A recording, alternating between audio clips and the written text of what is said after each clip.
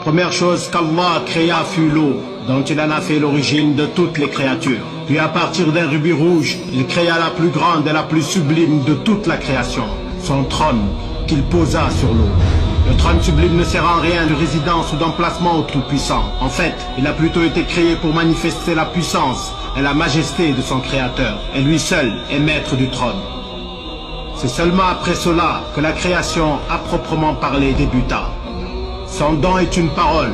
Quand Allah veut une chose, son commandement consiste à dire kun fayakun, soit et c'est. Allah créa avec un kaf et un nun, et c'est ainsi que fut aussi créée la plume.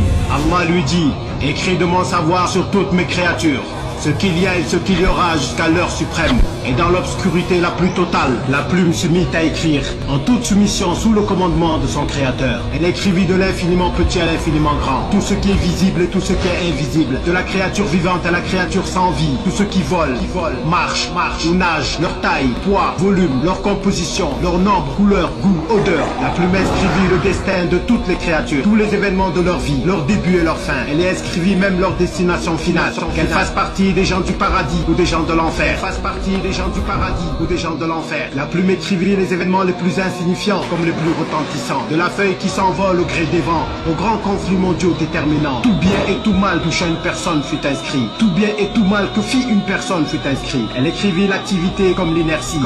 Et chaque moment à venir ne serait que l'illustration de ce qu'a écrit le Kalam d'Allah dans le livre de la création. Rien ne résulterait du hasard ou d'une omission. Tout maintient en équilibre, toutes les constantes de l'univers, chaque loi scientifique et autres propriétés immuables de tel ou tel élément n'aurait d'origine que la science d'Allah. Ainsi la plume écrivit du commencement à la fin des temps. Et la science du Tout-Puissant couvre en effet tout ce qui est, et bien plus encore, car rien n'échappe au décret de l'Omniscient. La plume termina d'écrire sur la base de la science d'Allah tout ce qu'Allah voulut créer. Et une fois fini, la plume se sécha. Et Allah clôtura le livre comme une signature, où il s'engagea en y inscrivant une phrase disant: en vérité, ma miséricorde l'emporte sur ma colère. Sa miséricorde l'emporte sur sa colère. Le livre fut terminé, scellé et conservé.